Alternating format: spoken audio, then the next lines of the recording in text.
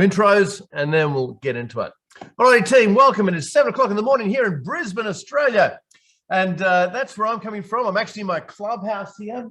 So I built a golf course in my front yard. Golf Digest called it the world's best backyard golf course. It's my place of fun, place of work, and also my home is over there as well. So I'm coming to you from Brisbane, Australia, 7 o'clock on Tuesday morning. Where are you from?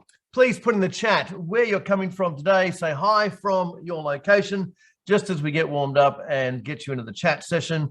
Where are you from? Toronto, Sydney. Where's from Sydney? I know. Ballarat. Oh, wow, cool. Boston. We've got Ontario. Alex from Ballarat. Are you still in lockdown, Alex? New York City, Texas. We've got Iowa. Young New South Wales. Peter, there you go.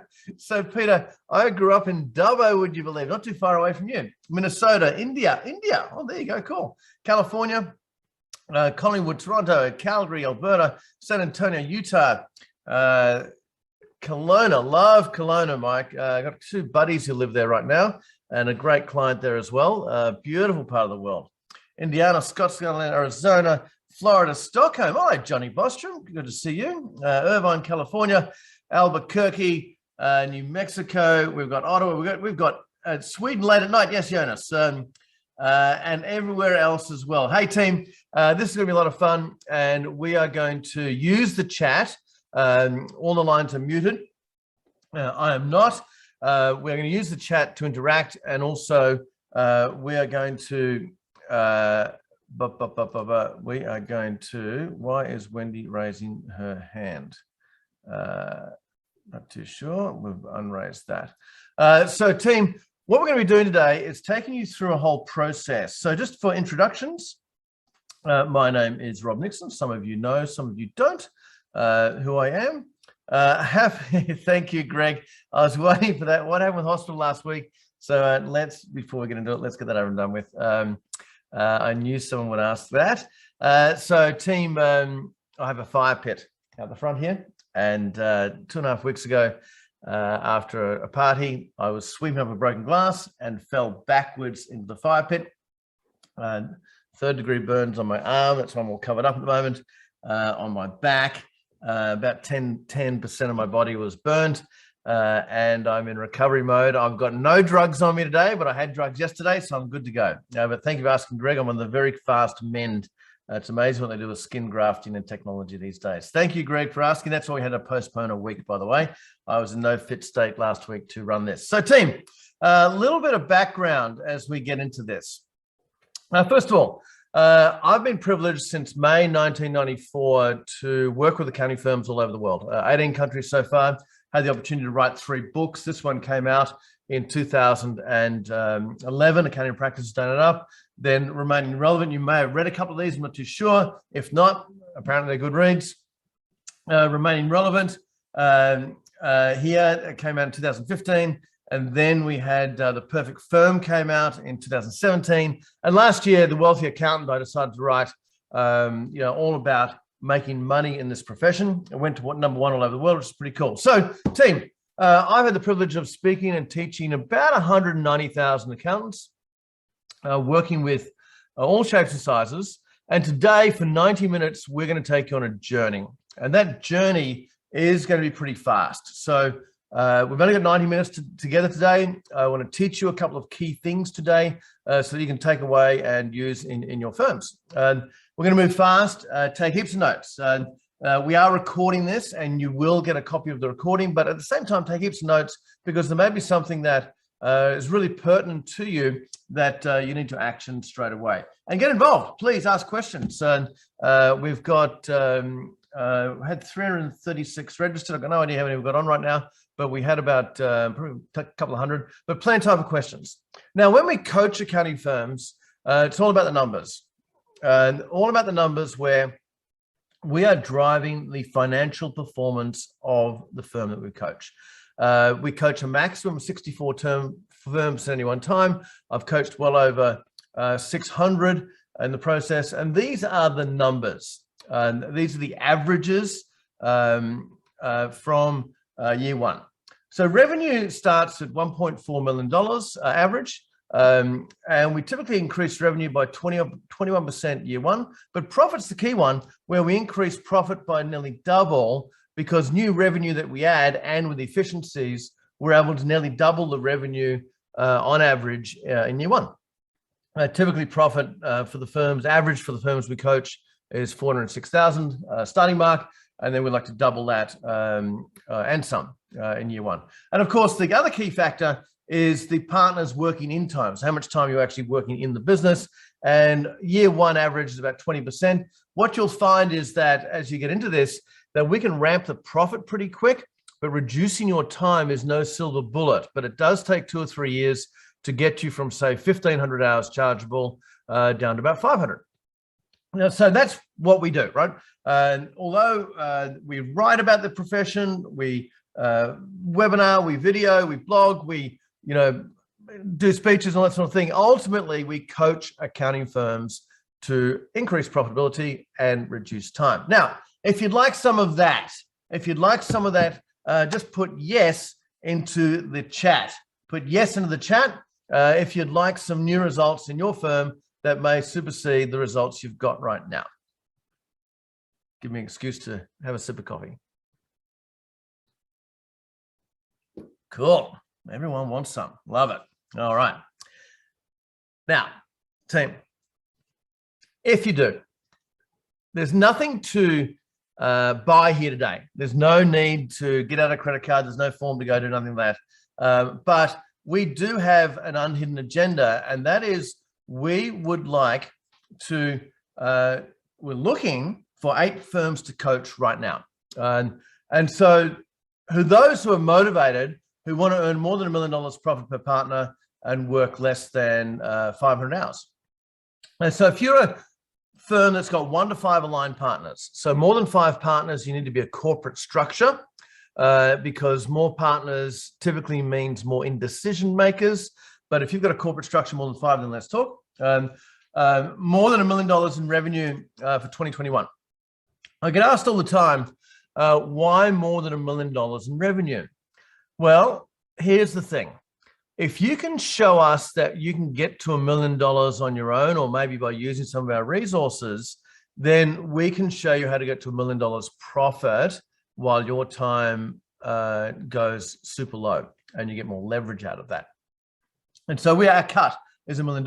We've got a couple of firms right now that we coach that are just under $1 million, but we see potential in them very fast. So if you're around that $1 million or above the $1 million, no more than 5 partners. If you're ambitious, you need to be ambitious to do this because we drive you, we push you. And if you're coachable, then let's meet. Let's meet and see if we can help. To do that, I'm going to put a meeting link in the chat right now. I'll repeat this at the end. And so if that's you and you're ready to go, then let's catch up and see if we can help. Now, I'm going to kick this off with Q&A. I've got 2 key pieces I want to take you through on how to drive profitability and how to reduce time. But you may have a burning question. What's one burning question you would love to be answered today? We've got so far 116 participants, so we've got plenty of time to answer one key question about your business, how to grow it, how to reduce your time, increase the profitability. Put in the chat, what's your one burning question? And I'm going to make sure that we either answer that now or today, or alternatively, we'll circle back on the question as well. What would be one thing? How to manage time in a way to earn more dollars per hour. How to manage time, Chirag. Okay, cool. And Shiraz, you might want to change your setting to everybody rather than hosts and panelists. How to get staff to take accountability. Yeah, cool. We can deal with that. Best ratio of staff billings and staff compensation. Hey, Christopher, I've actually got a slide on that one, so that one will be sorted. How to increase capacity to scale quickly. Hourly rate for services. Lee, we're going to deal with that. How to remove yourself from any aspects of the work. How to communicate value. How do you find quality staff? I'm super jazzed by your questions because so far I've got slides for every one of them, as in pre-prepared. It's like telepathic or something. How to make sure we have the right stuff to make it happen. How to attract and retain talent. Yeah, Perry, that's a big one. I'm going to deal with a bit of that, but not in its entirety. Other questions? Communicate value, Jeffrey. Motivate people to take action. I wish we'd remove this staff word, seriously. How to pick the right clients. Yep. How to standardize accounting practices. How to find and retain the right professionals. Yep. How to standardize accounting processes so non-accountants at fair salary can do most of the work.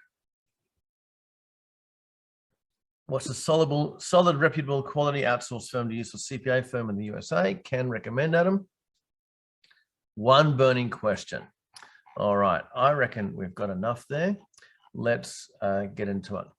I've got more coming through. Value building, yep, Fred, we're going to deal with that in part. Okay, team. So if you want to really kick this firm into gear, I find that the thing holding you back are none of the questions you've asked. None of the questions you have asked are the key contributing factor, and I'm going to say factor, not factors, the key contributing factor that's holding you back from your performance. You see, I want you to look in the mirror first. And it all starts with you. Yes, tactics and strategies, people, value building, systems, process. Where do we find the people? How do we train the people? Structure, clients, yada, yada, all important. But without looking at you first, none of that matters. You see, here's the thing, team. Here's the thing. Most accountants I meet, and maybe it's not you, are too comfortable doing what they do. The accounting profession, and this is a USA figure, is one of the most profitable, top 5 profitable, let's call it businesses, industries, whatever, in the United States. It is not that hard around the world to build an accounting firm. You get business by referral. You put your charge rates up every year, the business grows. Yeah, you have a few problems finding people. You don't work that hard in the scheme of things. You're not working 60 hours a week every week. You can be reactive and it still grows. Hey, you're even pandemic proof. I'm yet to see an accounting firm in the last 20 months who's gone out of business. Now, they may have chosen to go out of business, sell out or whatever, but by going broke. You're pandemic proof as well. The issue is comfort is stymieing your progress. You see, comfort, team, leads to apathy. Apathy leads to lack of innovation. Lack of innovation leads to growth. And you want good people, you want really top-class people, team, then we need a healthy discontent for the present, and we need to always be innovating.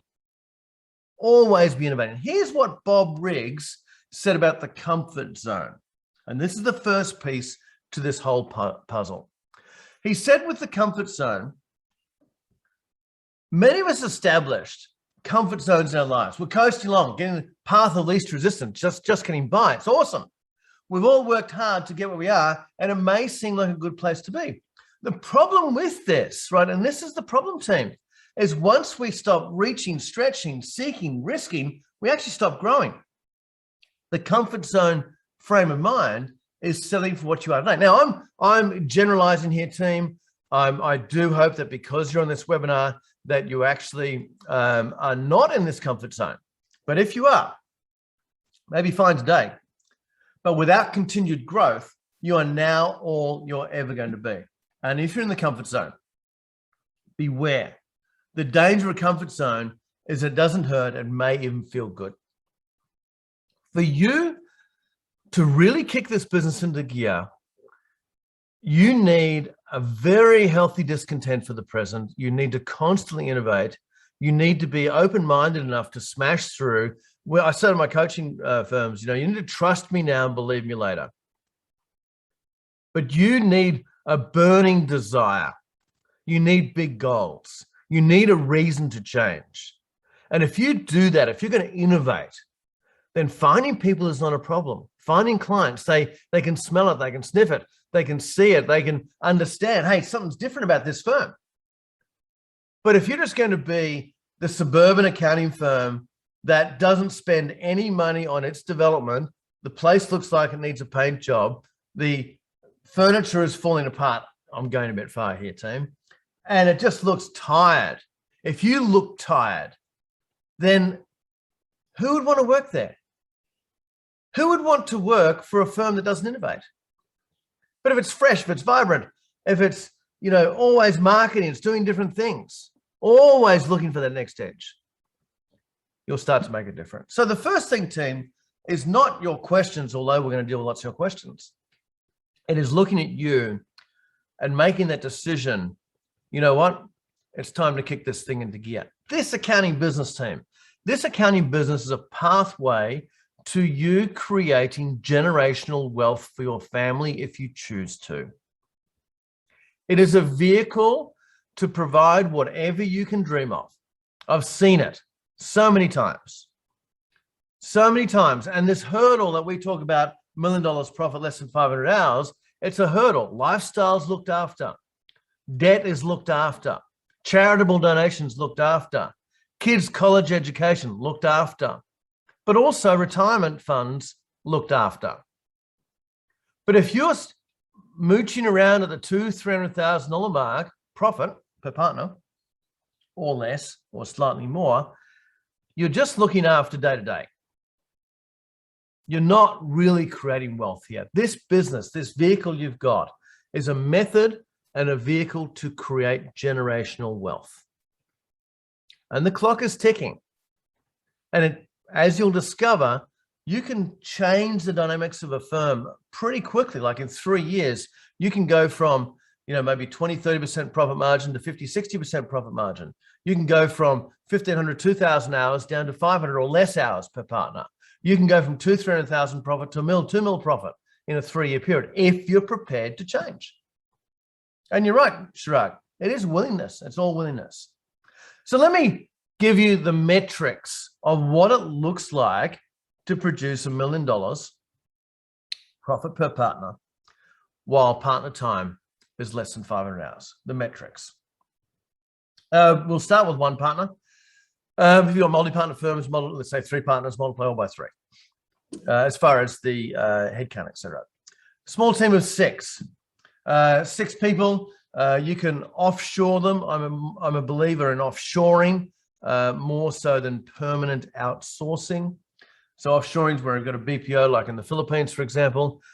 We refer to either Cloud Staff or TOA Global. TOA have about 2,000 accountants. We've referred about half of those. Those 6 people could be anywhere. The gift of COVID, team, is that communication acceptance levels have changed dramatically. It is okay to have a relationship, to have a working relationship on camera. 3 administrative people. So maybe 1 in marketing. If you haven't got a marketing person, then you probably won't grow.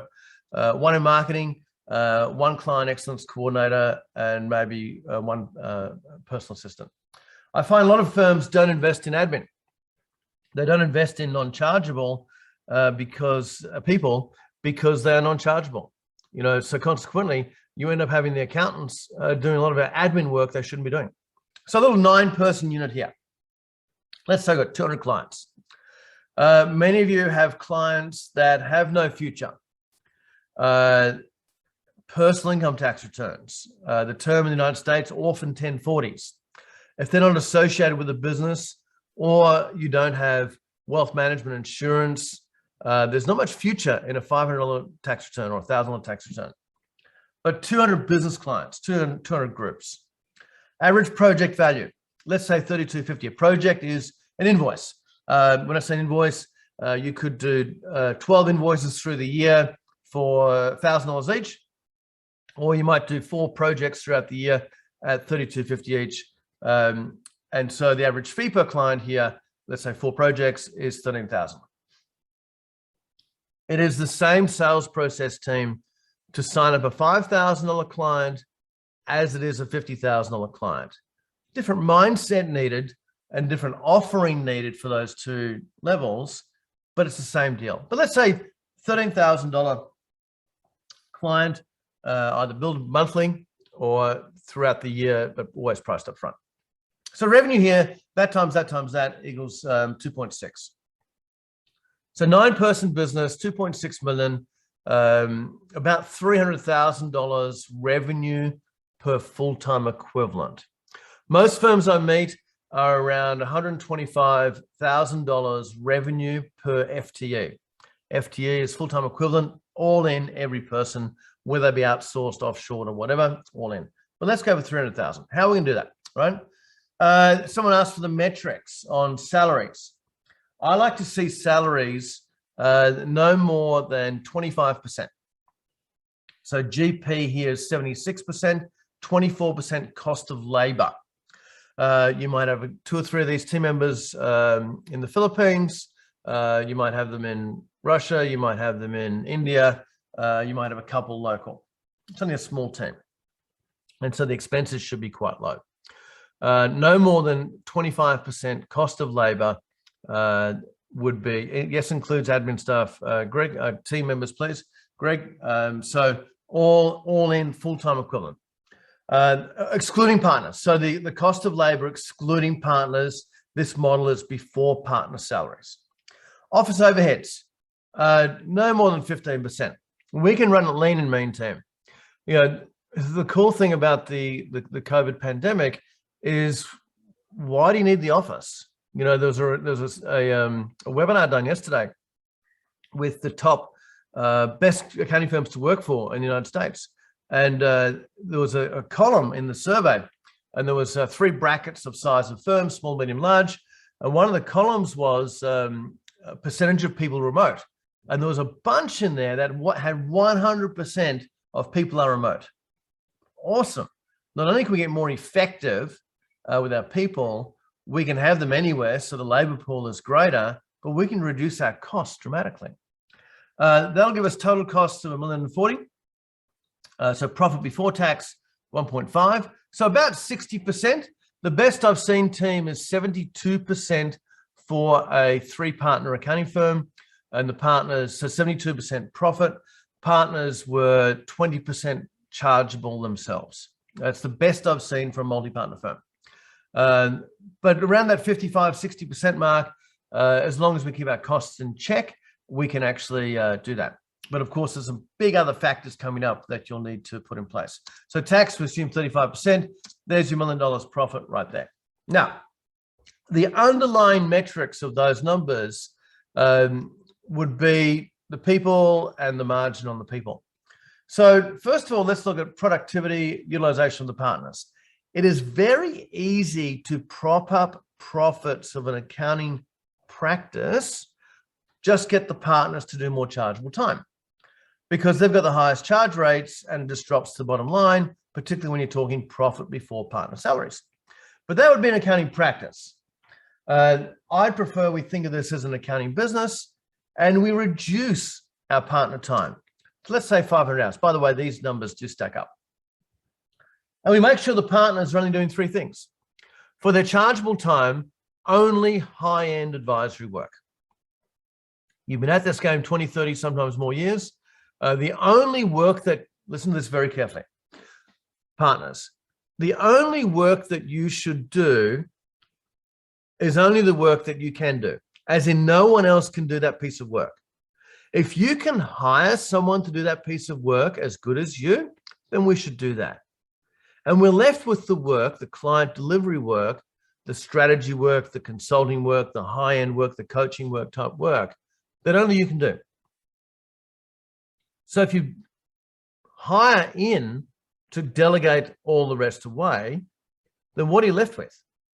You want to grow this firm. We need high-end chargeable work from the partners, reducing all the time, 60% of time at least in a sales capacity, and 10% in leadership. We can hire in business management. We can hire in reviewers. We can hire in keyboard people to hit the buttons, right? We want you partners to be at your best, using your gray hair or no hair, your years of wisdom to deliver to your clients and sell the rest of the time. Team members, we don't want to work the guts out of them either. Team members, around 1,300 hours each. We had a couple from Australia today. As Australians would know, our standard week, Americans, you're going to love this. Our standard week in Australia is a 37.5-hour week, a bit like this in Sweden, Johnny, as well. 45 weeks for the year. So 45 weeks working by the time you take out 4 weeks of holiday, paid leave, and public holidays on top of that, and then sick leave on top of that. It's 45 weeks. So 45, 37, 1687 hours worked. 1,300 out of that. 2080 for our American friends, 1,300 out of that. That leaves time for training, for growth, for thinking, for strategy. So if time is down, where the old model is time is up. And driving chargeable time team is fundamentally flawed to growing an accounting firm. Now, it sounds counterintuitive. You're in the time-based billing business, so we should drive more chargeable time. But you don't have any time to grow it. So if we were to focus on better quality use of our time and having time to grow the business, then we can take this to whatever level we want. And I know most of you know how many hours or the productivity or the utilization of your team are, but most of you do not know the last two numbers.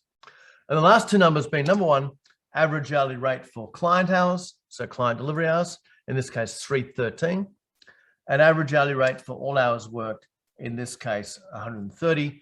The bottom one is the measure of revenue per full-time equivalent person. And if we multiply that through, we get those numbers. The key here is the second bottom one for profitability. Profitability will be driven by average hourly rate margin. And we're going to deal with that today because we've got two key things on this piece here on the metrics, two key education pieces to help you create more profitability and more enjoyment in this accounting firm. So there's an overview of what it should look like. I like to see average hourly rate push beyond $500. When you do that, you typically can push revenue per full-time equivalent person beyond $500,000. And profitability depends on how you do it, 50, 60, 70%. Pretty sexy numbers, right? And some of you may be doing better than that right now. Awesome. Some of you may not. So how? How, what, and how? What do we need to do differently, and then how do we do it? So first of all, I'm going to take you out macro, and then we're going to right down into the weeds after that. So we call this our profit time program. Increase profit, reduce time. And it's all about you having more meaning, more freedom, more lifestyle. With the firms we work with, we track numbers to see if they're progressing against their goals. So we track average hourly rate, we track efficiency, number of clients, average fee per client. We track, of course, revenue, profit, cash, and profit time index, which is a measure of your working in time vis-a-vis your profitability per partner. And depending on your implementation effectiveness and speed will determine how fast you get the results you want. There are four pieces. We need to fix what's going on today. We need to minimize time dramatically. We need to scale the business to whatever size you want. And we need to lead the business through that change. Under each one of these four, by the way, we have a full online test that you can go and rate yourself on this whole puzzle. If you go to accountantsroadmap.com, you'll find it there. And so you can score and it gives you a 48-page report. It's pretty awesome. So under here, we have strategy. We have tactics and strategy to implement, like price up front and having a price increase every year. Value pricing, dealing with the contribution that you make to your clients vis-a-vis the time taken. Recurring revenue packaging, taking at least 80% of your clients to a monthly recurring revenue fee and having 80% of your revenue tied up that way. It's a beautiful thing. Managing scope creep and scope seep. You know, a couple of months ago, we had Mike Bernstein on one of our webinars from Los Angeles. And Mike said one of the first things he did was discover that he was giving away $7,500 a month to just not charging. He soon fixed that. Lock-up reduction, eliminating work in progress and accounts receivable. Client mix, only A-class clients. Your client service program, your client communication process. Fixing what's going on today. minimizing time dramatically by at least 50%. By the way, I throw out these numbers and some people think I'm just off the rails with this. I'm basically giving you data on what I've seen with firms we've worked with before. So, not even I can make this stuff up. I'm pretty creative, but can't make this stuff up. It's based on observation. So workflow management, throughput, manufacturing, looking at, how do we reduce the time with faster throughput of the work that we do. Client excellence coordinators, hiring administrative people that actually do the admin tasks associated with the accounting work. Time budgets on all jobs. We've got a fixed fee, right? Drive the time down. The time budget should have no correlation on the hours. In fact, on the hours, on the charge rates, we're going to get rid of hourly rates, but keep the timesheets. Technology for the firm and the clients, making sure that you're 100% cloud. Hosted is not cloud. Pure cloud is pure internet, and clients in that as well. So your systems seamlessly interact with theirs. Systems and processes, learning development, and then of course, what I mentioned before, partner time. Minimizing time dramatically. It is pointless, team. When I say pointless, I'm being a bit harsh there. It is pointless merging or buying another accounting firm unless the one you've currently got is not fixed up. Let's fix up what we've got today before we go and grow dramatically. Now, we can still grow, but when I'm talking dramatically, I'm talking 30, 40, 50% per year, not 5 or 8% per year. When we've got the machine working, right, the people in the right place, we can scale this business to whatever size we want. We scale it, brand development, putting a bomb under your whole digital assets. Client goals, we're going to grow by existing clients, understanding their goals and offering services to them. Find the opportunities. So we're looking at, working with a firm in Canada right now, KWB in Edmonton, and this quarter, they've gone through over 100 client files, brainstormed what else can we do for this client. In 100% of cases, they found new opportunities that they could take to the client. We train them how to do that, of course. Find opportunities. Niche markets. Deciding exactly who we're going to target. What is the avatar of our ideal client? Whether they be revenue size, industry specific, which I prefer, easy to find that way, their likability, coachability, etc. And then going after that niche market. Lead generation, hiring marketing people, maybe just one, depends on the size of firm, to find potential leads for us, to look at campaigns every week that we have a constant stream of A-class leads. Productization of services. So if we've done it once, we can do it again. We can document it. Someone else can do it. Sales process and skills. What happens in the whole sales process? Most accounting firms I meet, they get a lead, they have a meeting, then they don't follow up. Simple stuff like that. But how many clients, how many prospects have you just not followed up? And then where are the people going to be? Either onshore, offshore, outsourced. Where are they? I've got a question from Kevin. What type of person gets hired for the CEC? So first of all, Kevin, with this particular role, we find that accountants spend 1 to 3 hours per person per day doing administrative tasks associated with the accounting work, dealing with the tax department, client information, writing to clients who need this, as well as admin work associated with. So if we were to hire someone, and we call them a client excellence coordinator, the origins of this role, I invented this role a number of years ago. I was in a workshop, and it was a 22-person firm, and I threw it out to the team. I said, team, how can we get more efficient? And the receptionist puts up a hand in the front row. I can still see it. And she said, take the admin tasks away from the accountants. I said, what do you mean? And she said, I watched them. This is the receptionist. I watched them and they did too much admin. We can do that. I said, well, let's brainstorm that. So we brainstormed what accountants were doing. That ended up being a list of about 30 different things on a regular basis, typically 24 of them on a monthly basis. And anyway, so why don't we hire that person in? So originally we called it a client services assistant, a CSA. Then we changed the name to client service coordinator, the title. And then 3 years ago, I was in England, UK, seen a client, And they said, we call them a client excellence coordinator. So that's brilliant. We're going to change it to that. So what type of person? Type of person is good with client relationships and good with detail. They can learn accounting things. If you've got good systems, good checklists, they can mark those off. David says disclosures you need to give clients if you're outsourcing or offshoring their tax returns. Okay, let's deal with this one here because we're going to circle back on that one as to the people structure as well. Outsourcing is where you send work to a bureau. Often it is in India, and the people do the work and it comes back. You are outsourcing your accounting work. Offshoring is where you've got your team, typically in another country, typically in someone else's office, and that team only works for you. Our recommendation is the Philippines because of time zones, language barriers, abundance of people, eagerness to learn, and also cost structure as well. And so this is like, let's say you're in Las Vegas, it's like your Los Angeles office. So yeah, you definitely put it in your engagement letters to let them know that the work may be done by your team in the Philippines. But what you'll find is that you have a bigger problem with this than your clients do. But you do need to tick it off by putting it in your engagement letters.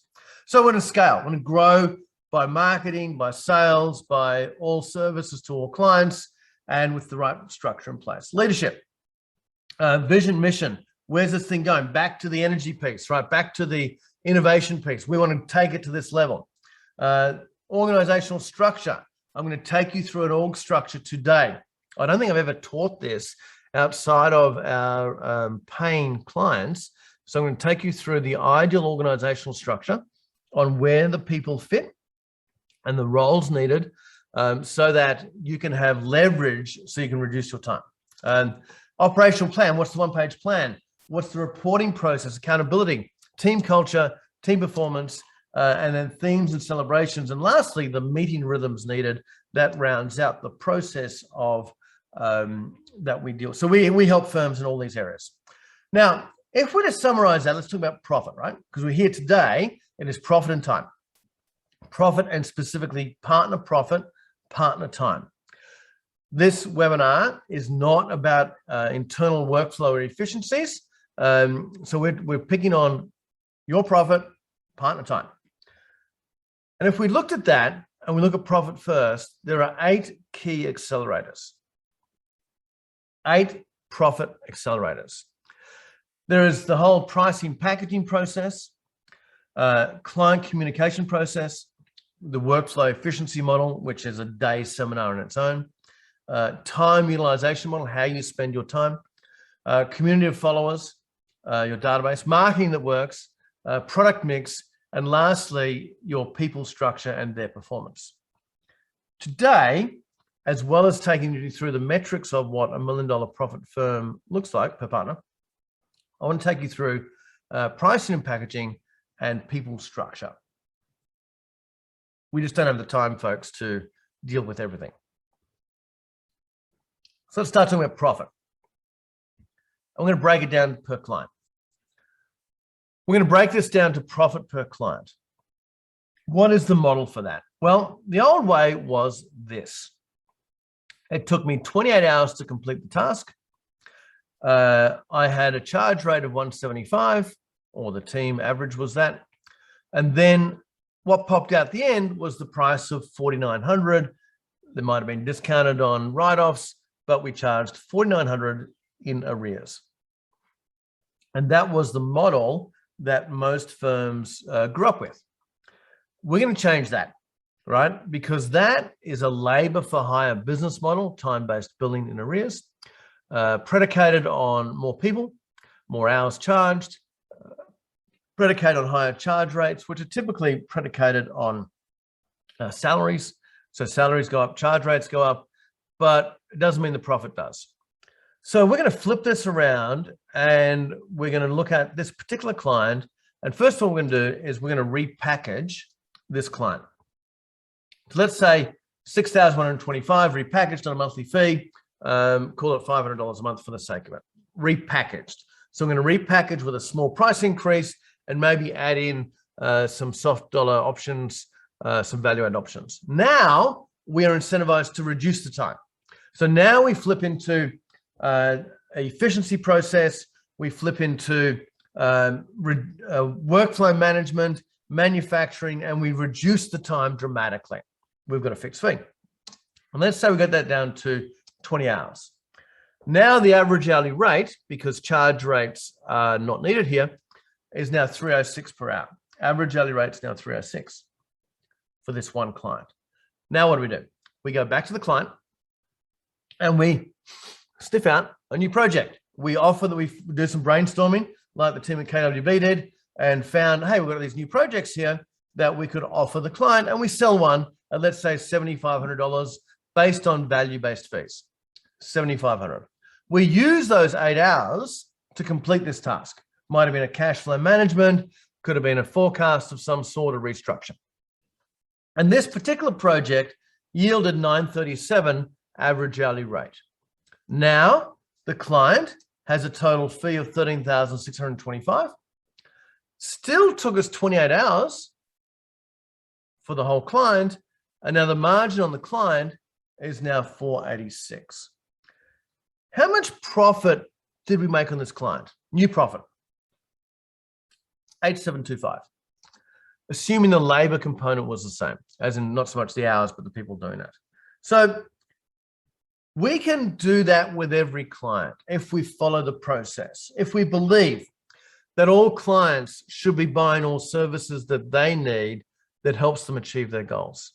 If we believe that.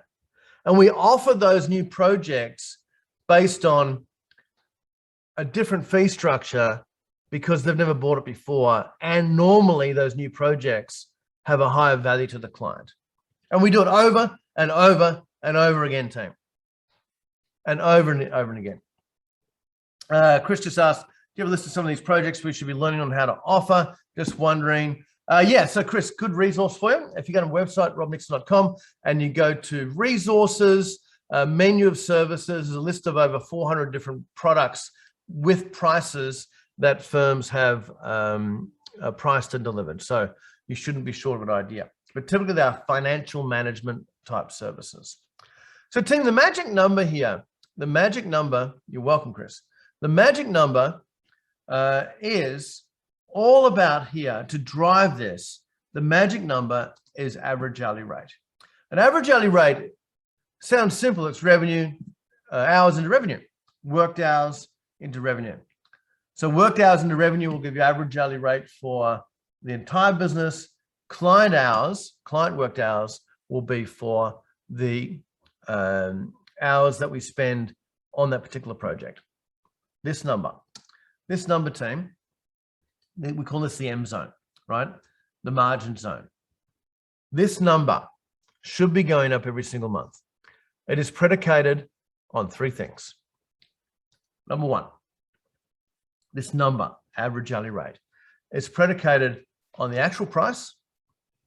It's predicated on processes, internal processes, and it's predicated on the product itself. This number that you'll learn to love, and if we have a relationship together, which for some of you, that'll be awesome. If you're suitable, you and us, I will ask you every time we meet, what's the average hourly rate on that? What's the margin on that? You know, what was the yield on that? You know, could it have been higher? Who knows? But let's look at the effect of average hourly rate on profit. So let's say your current profit before partner salaries is a whatever, we call it 40%, and you increase your average hourly rate, not just by price increase, but by time decrease and different product, then your profit could increase by this. So let's say it's 40%, right? Your profit now is 40%. Your margin of average hourly rate goes up by 60%. Assuming same cost structure, your profitability will go up by 150%. Use these tables in your planning. The reverse is true as well.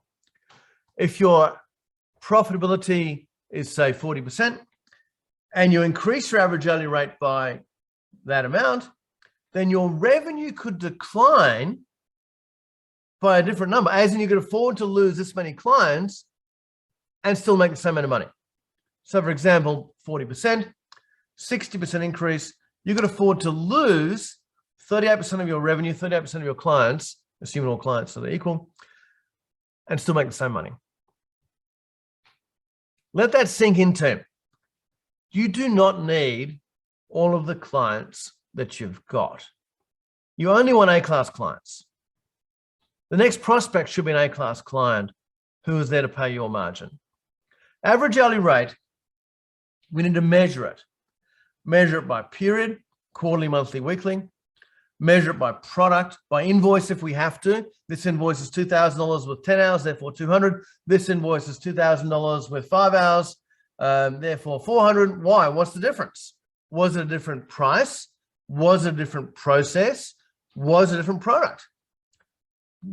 Get really into the weeds with this team, because as we look at this by product and by person,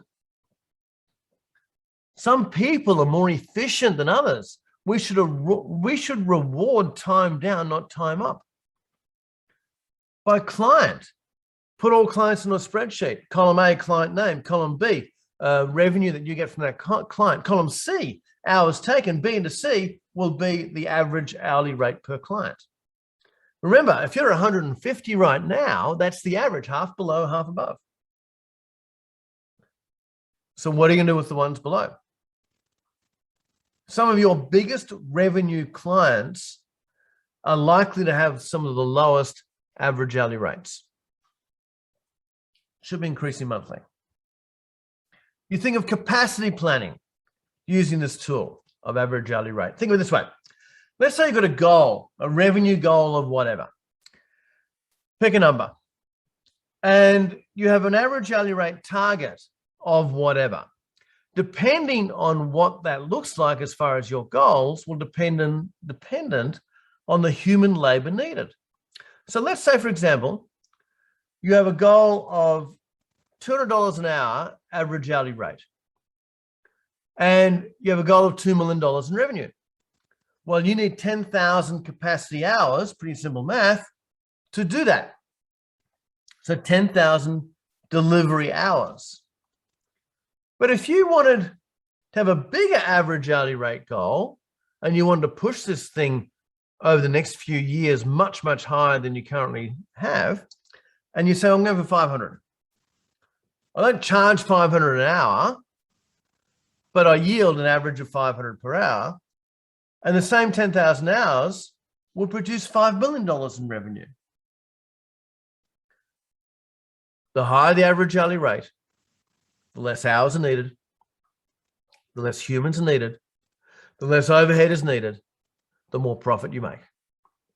If you do 10,000 client delivery hours today, every $100 in average hourly rate is $1 million to the top and $1 million to the bottom.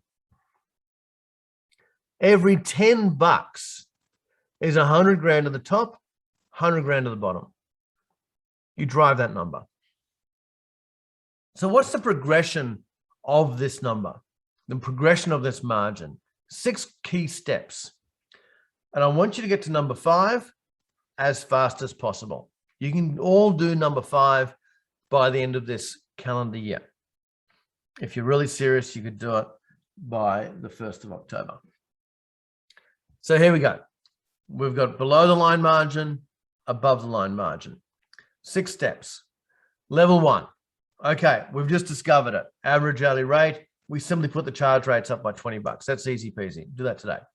Number 2, we still price in arrears. We have an average hourly rate target now, and we introduce some new services that have a higher margin. Easy peasy. Number 3, we do some price up front and we get some write-ups, right? Some toe in the water type stuff.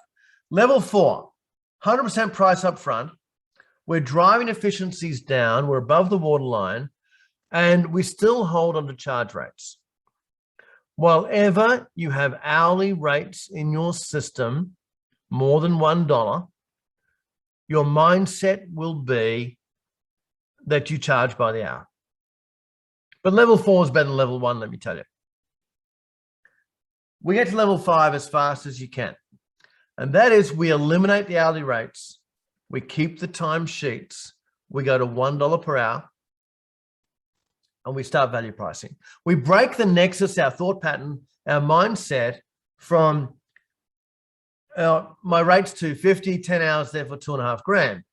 We break that thought process straight away by saying, well, I don't have a charge rate.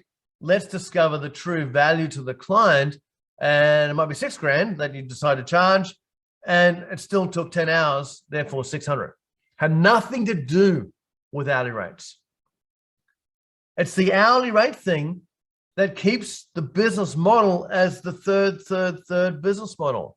Third for labor, third for overhead, third for profit. You've all heard it, right? Great for an accounting practice, not so good for an accounting business. And level 6 takes a bit more time. Level 6 takes a bit more time.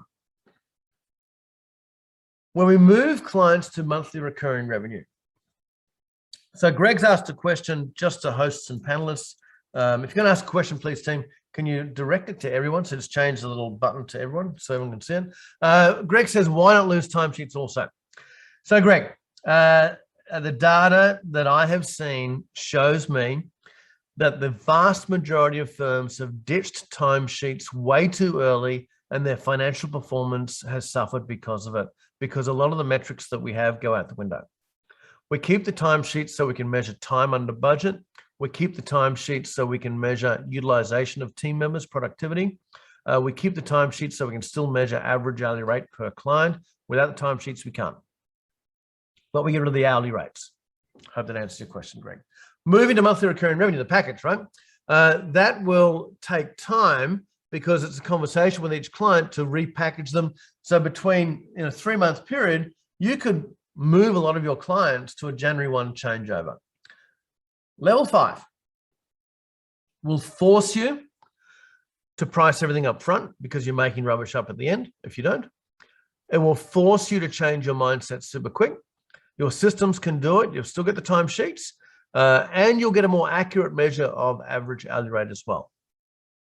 The bold and the beautiful, not so much the beautiful, but more the bold and the courageous, those that have had some of my courage pills, they will do that quicker rather than later. Stephanie, do you recommend MRR for all clients, including audit clients? Yeah, we've got firms on audit. I'm an audit client for my 401k, my self-managed super fund, we call in Australia. Stephanie, not too sure where you are, but it is $330 per month. So that is to do the audit once a year. So yes, for all clients, the vast majority for the known work and the known entities, package it up with mandatory tax planning, uncapped, unmetered phone calls, emails, and meetings, and maybe some value add as well. Package it all up, put a bow on it, $1,000 a month. There we go. I have 2 with the accounting firm that serves our needs. We have 4 pricing models. One is the monthly recurring revenue for the self-managed super fund, which is the 401k equivalent in America. One is for the general accounting for the entities, which is $1,100 a month. I have an hourly rate bookkeeping, which I'd prefer to do it monthly because it's the same figure every month thereabouts. And then special projects priced up front separately. I'm about a 30 grand client to the accounting firm, something like that.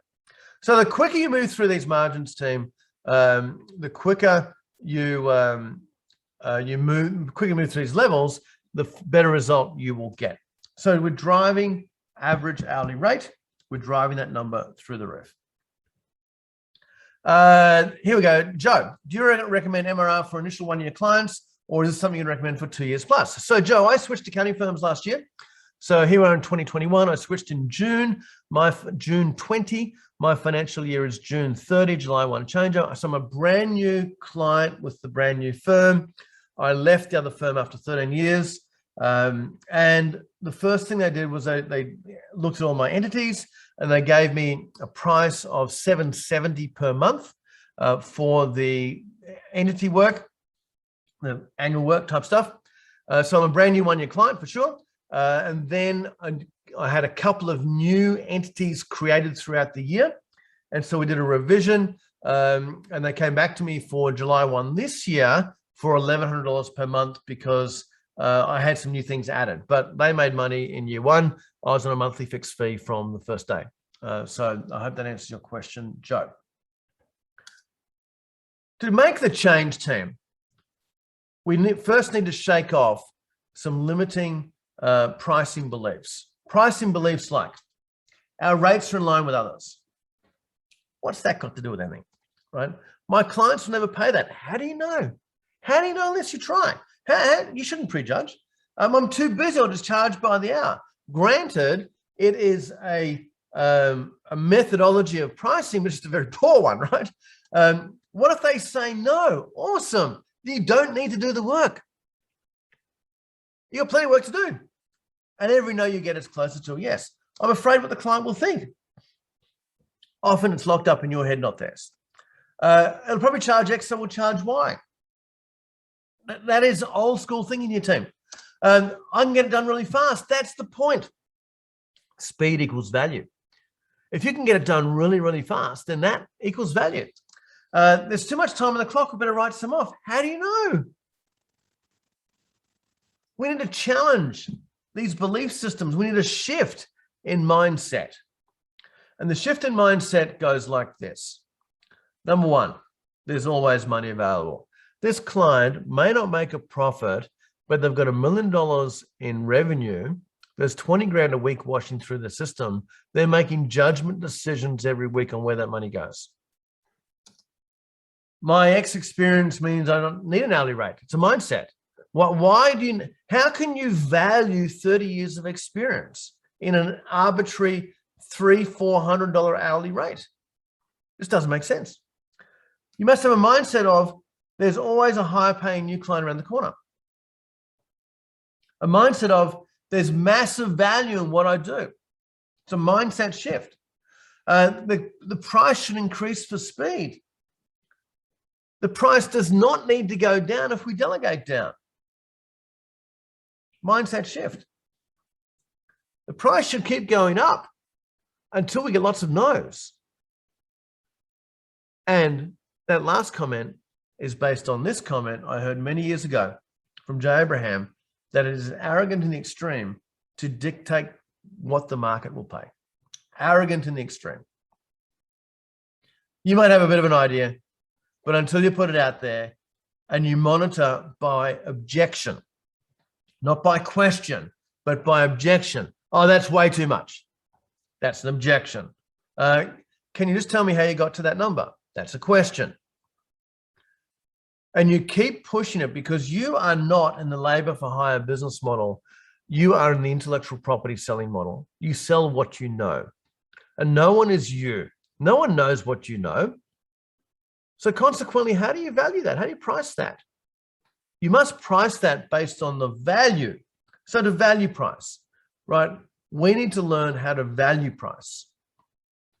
And there are 3 pieces to learn how to value price.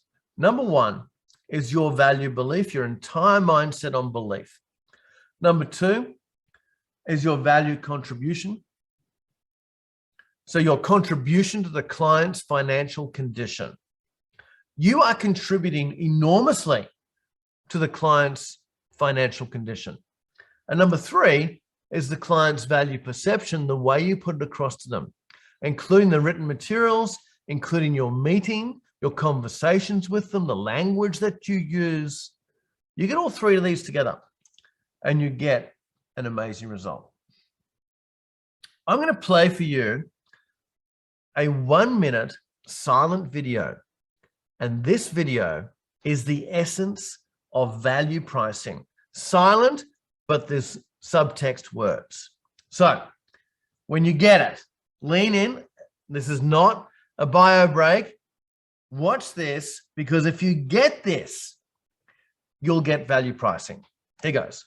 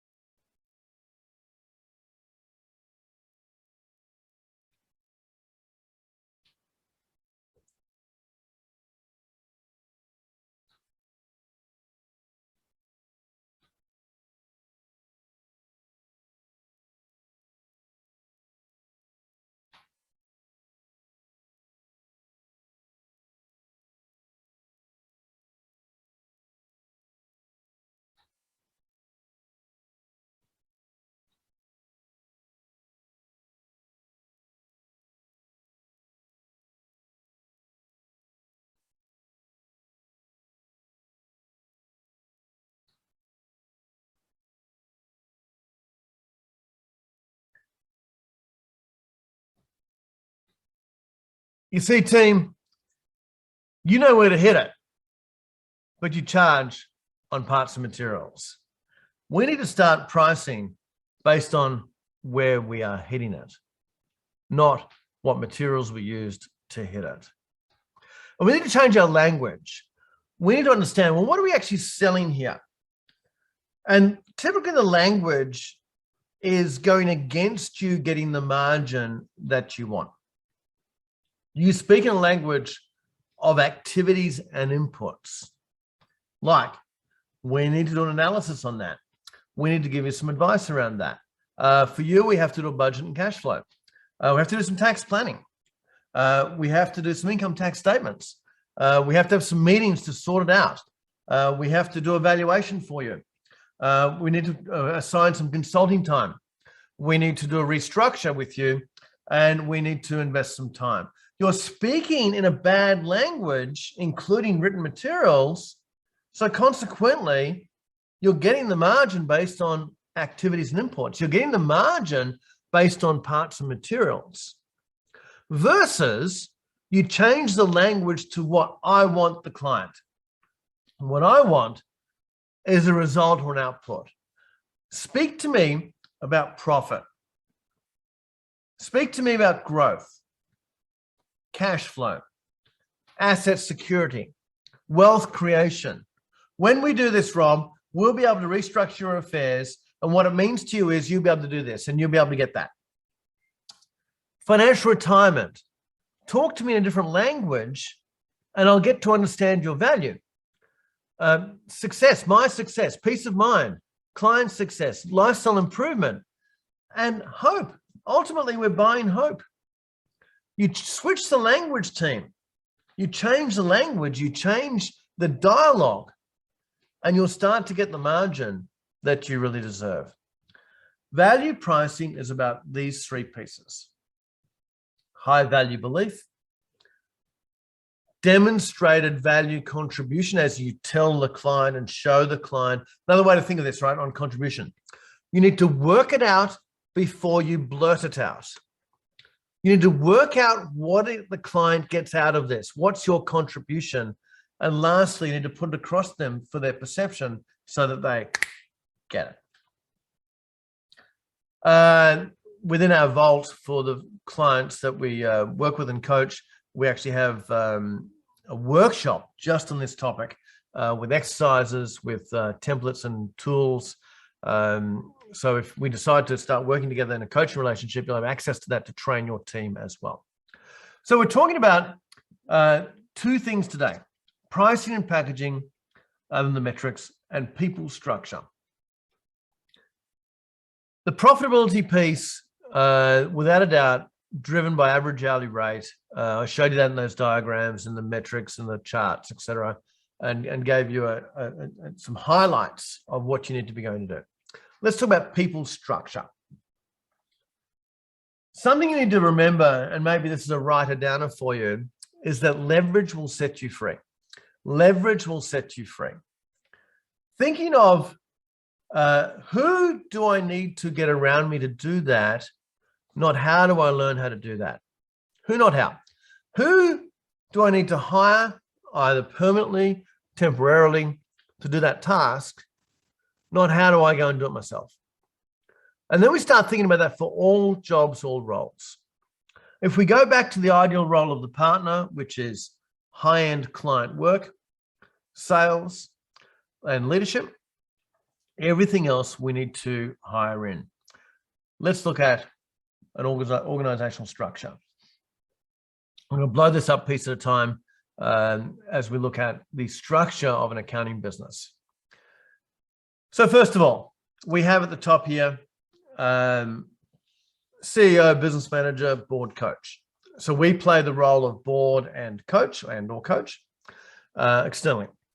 CEO, who's the visionary for the business? Who's the one that drives innovation? That person, typically a partner, who's got the ideas, who's got the inspiration, who's got the motivation to drive things forward. The CEO and the business manager are responsible for execution of strategy. The business manager is a COO role. Chief Operating Officer, General Manager, Business Manager, whatever term that you're, that's the sort of role, right? This is a hired gun, typically not a partner, because we can hire them less than the partner's value are, who is running the day-to-day. That person is running the day-to-day operation for the business.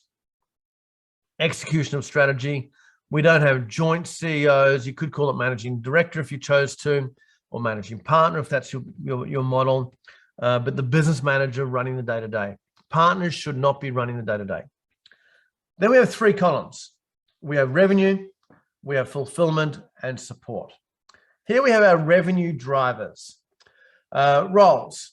Revenue manager, who is ultimately responsible for driving revenue. Could be a shared role, a double hat, where the CEO is also the revenue manager. Who is the marketing manager and or marketing coordinator? Hired role, someone who's driving leads. The client relationship managers, the CRMs, typically the partners. So, or senior managers, who has the client relationship? They're in a revenue driving role. And then sales coordinators, which could double as a client excellence coordinator or personal assistant. These are typically the 5 key roles in the revenue team. Their responsibilities is business development, right? Innovation, brand management, lead gen, new A-class clients, retention rate. Their metrics, the 5 metrics: number of quality leads, number of sales meetings, revenue, average daily rate new sales, average fee per client. If no one's driving revenue, then revenue will be quite flat. The fulfillment team. The fulfillment team is the doing of the sold revenue, right? So here we have the fulfillment manager, workflow manager, who is managing, we've got a firm in San Antonio. Their workflow manager lives in the Philippines and manages the USA team. That's pretty cool. Here we got the doers, the managers, the accountants, the consultants, the coaches, the planners, the brokers, and of course, our client excellence coordinator sits in the fulfillment team. So with partners maybe in there as well for some of their year, that they're in the fulfillment role, and of course, they're in a sales and client management role as well in revenue. What's the objective here? The objective is efficiency of work, the doing of the sold services, creating capacity, time down, workflow management, turnaround time, lodgements and filing, and QA. There are 5 metrics: turnaround time, filing, lodging on time, find opportunities, time under budget, and AHR. The fulfillment team. And lastly, we have the support team. And the support team are the team that are logistically keeping the lights on, so to speak, right? Making sure the environment works. So not all bigger firms will have all these roles, but one person can do a couple of these roles, right? So the office manager, the FC, HR manager. You don't need an HR manager unless you've got 50 or 60 people or more. Business host. So who's the receptionist, and EAs as well, support people.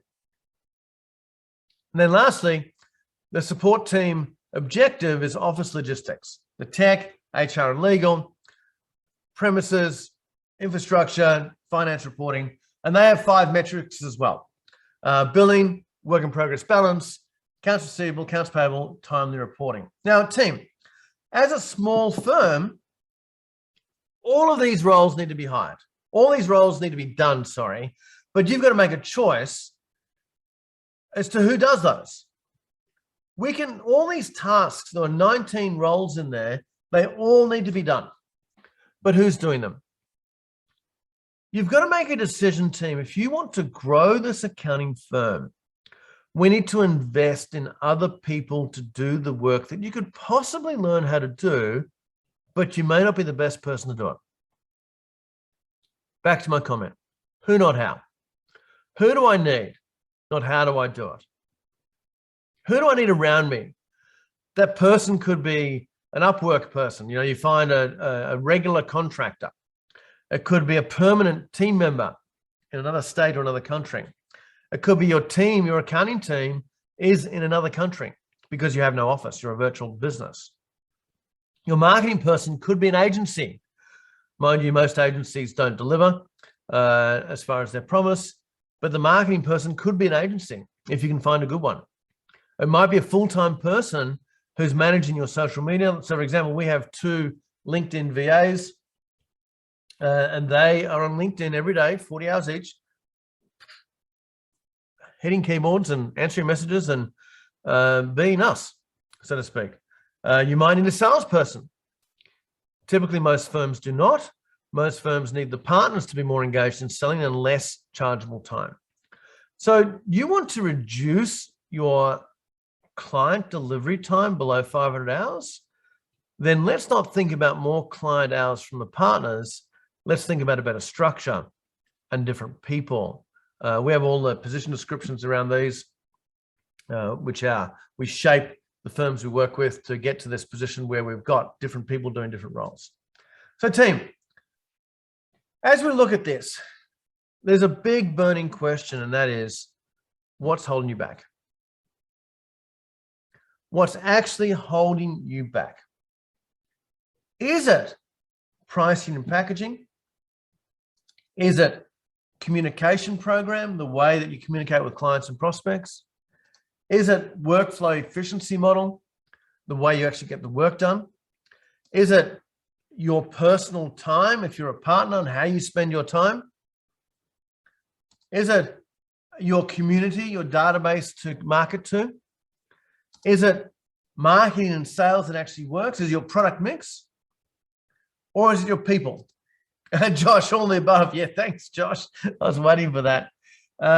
Jonas, virtual assistant for support, customer reminder. Yeah, so Jonas, one of our key team members is in the Philippines, Jonas.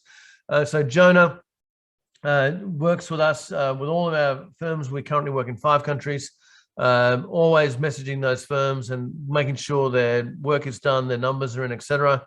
And this is a clubhouse, right? It's not an office. It's part of my home. You know, so this way I don't have space for people here. So you got to think differently then. So what's holding you back? Josh says all the above. Well, if it is all the above, then we need to take this thing piecemeal. The more you get into what we do, you'll realize that there's a lot to do. If you want to transform your firm from where it is today to the arbitrary $1 million profit, the arbitrary 500 hours, it might be more or less than that, then you need to take this bite size at a time. You know, we get our coaching firms to focus on 3 key projects. 3 key projects. Let's break it down to the big 3 for this quarter. What are the big 3 that you need to do? And you need to ask yourself a question. What's the obvious question here? And the question is, what help and support do you need to start implementing to create value? And you've got some choices, team. The choice from here, you've got a choice to do it slow, the way that you've been doing it. Hey, it's okay. You'll get a similar result. It's not earth-shattering, but you can do it slow. You can do it by trial and error, or you can do it by taking a shortcut. And we would hope that you decide to take a shortcut and to get this done quickly. We typically tell firms it's about a 3-year journey to really transform the firm. We work with you very closely. We have a soup to nuts system that covers everything from coaching, accountability, the tools needed, and the community we build as well. And if you want to transform, team, I'm making an assumption here that you do want to transform your entire environment. You want to transform your profit, transform your cash, free cash, your revenue, your team, transfer your team. Your team love this, by the way. The more you get your team involved, we coach your team every quarter. That's a gift of COVID because we do it on Zoom. Coach your client, transform your clients, transform your lifestyle, transform your wealth, and ultimately transform yourself. If you want to do that, then there's a few key factors operationally to do that, right? There's accountability, keeping you on track, learning, and there's also sharing. Today is about content, right? Today, We only had 90 minutes or thereabouts. We're going to finish in about the next 10. But a few things to talk to you about. Today is about content. You read a book, it's about content. You attend a webinar, it's about content. You go to an event, it's about content. And you get jazzed up. No doubt, and hopefully you've written some notes today. And you'll take those notes and you'll get a bit of a burst, right? A bit of a burst. Then typically it'll wear out. It won't last. That's just human nature, the way it is. If you want it to last, if you really want it to drive forward, then you need coaching, you need how-to tools, you need support to actually transform this firm. You got a choice to do nothing. That was nice. Had a bit of a laugh at Rob's expense or whatever. Got a few ideas. You might do a little on your own. That is your choice.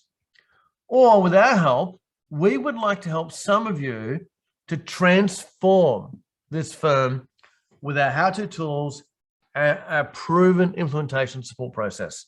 So far, we've helped over 610 firms so far create over $1 billion in new profit. And it lasts, the work lasts. I got a text message a little bit ago, Rob, we haven't talked to you for years, but we finally hit $1 million profit per partner. Took a bit longer than we thought, but we did it. It is entirely your choice as to your speed. We would love to help some of you. As I said at the start, this is not for everyone at all. But if you are more than $1 million in revenue or equivalent, 1 to 5 aligned partners, if you're more than 5 partners, a corporate structure, if you're ambitious, you really want to make a difference. If you're ambitious, if you're coachable, right? You're actually coachable team. Then let's meet. Let's meet and see if we can help. You know, we may be able to help, and we'd love to help you if we can. So I'm going to put a link in the chat. This initial brainstorm session where it is very much understand your business and see if we can help. My objective is to really, with every one of these brainstorm sessions, is to give you some value, and I do it personally at the moment, to give you some value, and then see if we can help and give you some ideas straight away. Okay, here's some thoughts immediately. 30 minutes initially, and then we'll do a longer session after that. And we'll do this with all partners. We get you to fill in some work initially behind the scenes so we can get straight to the point and understand what's going on. We'd love to do that with you. As I said at the start, we're looking for 8 new firms to coach this quarter. We've got a little bit of capacity leading up to now to the end of the year. We get started straight away, but go ahead and book a brainstorm session. You'll see that there's some instructions there. We've got time over the next 2 weeks to do that. And let's help. Let's see if we can make a difference here, team. Hey, team, I've enjoyed this. I hope you have as well. I'd love to know what your favorite piece is. Thank you, Charles. Very important session. We'll spread the word. Awesome. Oh, David, who do you recommend for offshore in the Philippines again? So I'll just type it in here. We use Toa Global or Cloud Staff are the 2 that we recommend. But Toa Global is specifically for accounting firms. They're specifically for accounting firms. Do offshore accountants communicate directly with US clients? 100%, Chris. Yep, you bet. Christopher, they definitely communicate with clients all the time. You know, so either via Zoom or by messaging or by email or chat or text, whatever. And they're part of your team.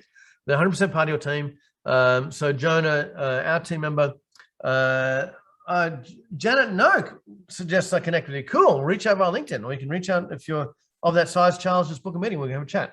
Janet from Florida. Love Janet. And great firm. They've grown like weeds the last 3 years, having a great result. All right, team. I'm going to put the meeting link in again. If you'd like to catch up, which would be great too, jump on that meeting link. Let's have an initial meeting for 30 minutes, and then we'll take it from there to see if we both gel and if we can help each other. Hope you enjoyed that, team. Looking forward to serving you, looking forward to working with you, and more importantly, looking forward to you having the results that you deserve. And it's an arbitrary number, but it's a nice number. More than $1 million profit and less than 500 client delivery hours. All the best, team. Thank you. Have fun. Thank you, Lee. Thanks, guys. All the best. Bye-bye.